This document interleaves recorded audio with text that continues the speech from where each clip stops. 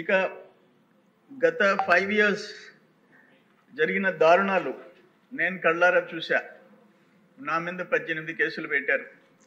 రాత్రింబౌళ్ళు police స్టేషన్లో కూర్చోబెట్టారు. ఇవన్నీ అనుభవించాం. ఒక్క విషయం మీ అందరి దృష్టికి తెస్తున్నా. అక్కడ క్వాజ్ మైన్, సర్వేపల్లి నియోజకవర్గం, రుస్తుం మైన్, పొదలకూరు మండలం. నేను డిసెంబర్ 2 వెళ్ళా, డిసెంబర్ 14 వెళ్ళా, 16 వెళ్ళా.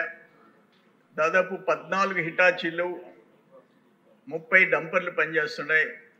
అక్కడున్న గిరిజనులు బాధలు చెప్పుకున్నారు. మా పైన ఆ ప్లాస్టిక్ మెటీరియల్ పడుతుంది, ఇళ్ళంతా కదిలిపోతున్నాయి. అప్పుడు 16వ తేదీ నేను సత్యాగ్రహం కూర్చున్నా. కళ్ళారా చూశాను దిశ. అక్కడి నుంచి నేను ప్రైమ్ మినిస్టర్కి, ఆనాటి మైనింగ్ మినిస్టర్ ప్రహ్లాద్ జోషి గారికి, ఆనాటి మైనింగ్ సెక్రటరీకి అందరికి పెట్టాము. ఆఖరణ జనవరి 1 ద్వివేది గారు స్టేట్ సెక్రటరీ మైనింగ్ ఆపారు. నేను అక్కడ కూర్చున్నప్పుడు 18th 3rd డే వీళ్ళు హిజ్రాలు, 3rd జెండర్, మా సిస్టర్స్, ఈ ఫోటో మీకు చూపిస్తుండా, 2 బస్సుల్లో హిజ్రాలు నా మీదకి వచ్చారు.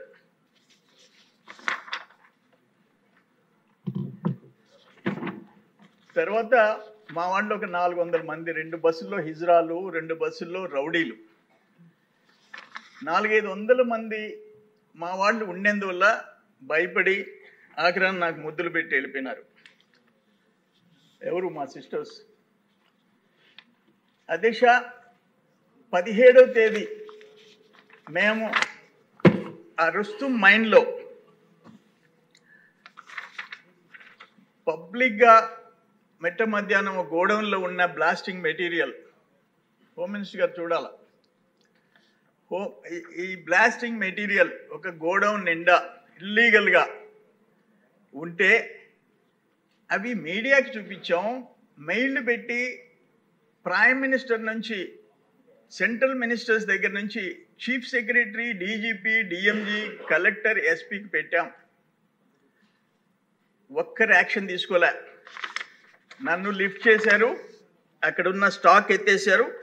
ఈ స్టాక్స్ చూశారంటే ఇంతకంటే ప్రత్యక్షం ఇల్లీగల్ మైనింగ్.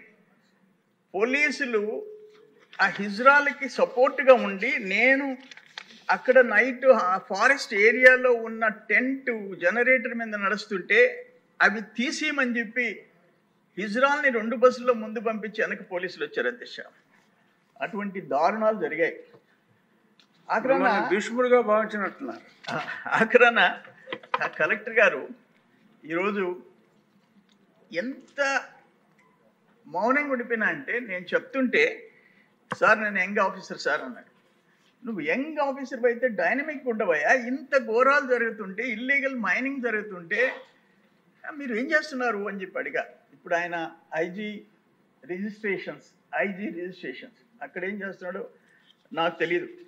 ఇది 30 అడుగులు ఇల్లీగల్గా తవ్వేసిన క్వార్జ్ మైన్. ఒక్కొక్క క్యూబిక్ మీటర్ టన్ 35,000 రూపాయలకు అమ్ముకున్న వాళ్ళు, కొన్ని కోట్లు, 100 కోట్లు ఇల్లీగల్ మైనింగ్. నేను ఒక్కడనే జిల్లాలో ఆ సత్యాగ్రహం చేసి ప్రైమ్ మినిస్టర్ తీసుకోపోయి అక్కడి నుంచి డైరెక్షన్స్ వచ్చిన తర్వాత ఆగింది తప్ప సిలికా కానీ క్వార్జ్ కానీ ఎక్కడ ఆగలేదు. అధ్యక్ష, అటువంటి దుర్మార్గాలు జరిగినాయి. ఆయన ఒక మంత్రి, ఆ నియోజకవర్గంలో ఆ రోజు ఆయన ఒక మంత్రి, ఆయన మండలం, ఆయన ఊరి పక్కన పట్టించుకున్న ఇది లేదు. మా మీదకి రౌడీల్ని, 2 బస్సుల్లో రౌడీల్ని, 2 బస్సుల్లో హిజ్రాల్ని పంపించినారు. ఘోరమైన పరిస్థితులు మేము చూసాం. నేనేమంటానంటే,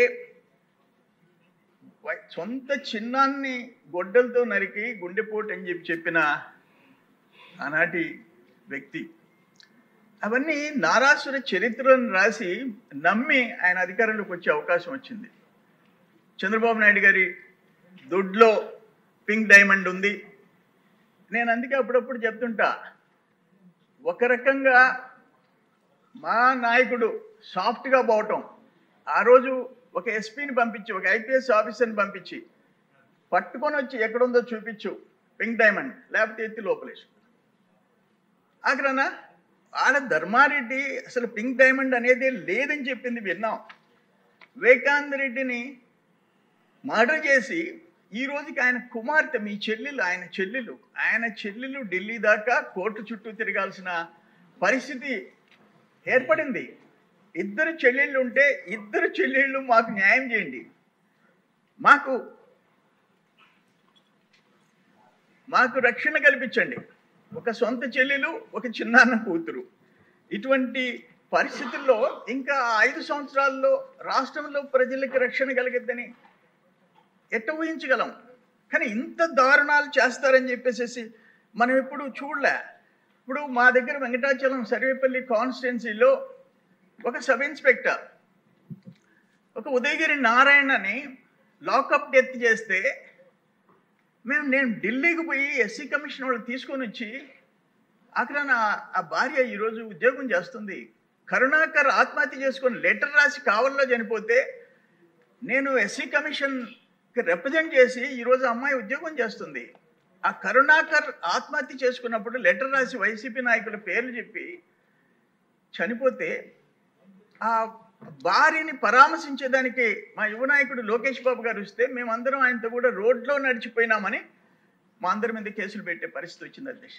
అంటే నడిచిపోకూడదు. అమరావతి అక్కచెల్లెళ్ళు పాదయాత్ర తిరుమలకి చేస్తుంటే పొదలకూరు మండలం తిరిగిపోయేటప్పటికి ఒక ఓపెన్ రోడ్డు పక్కన ఉండే ఒక ల్యాండ్లో టెంట్లు వేసి మేము భోజనాలు పెట్టించేదానికి మిట్ట మధ్యాహ్నం ఎండలో వేస్తే పోలీసులు వచ్చి ఆ టెంట్లు పెరికేసి మీకు పర్మిషన్ చూపించండి అని పెరికేస్తే రోడ్డు మీద అక్కచెల్లెళ్ళు రోడ్డు మీద భోజనం చేయాల్సిన పరిస్థితి చెట్ల కింద నిలబడి అటువంటి దుర్మార్గాలన్నీ మేము చూసాం అధ్యక్ష.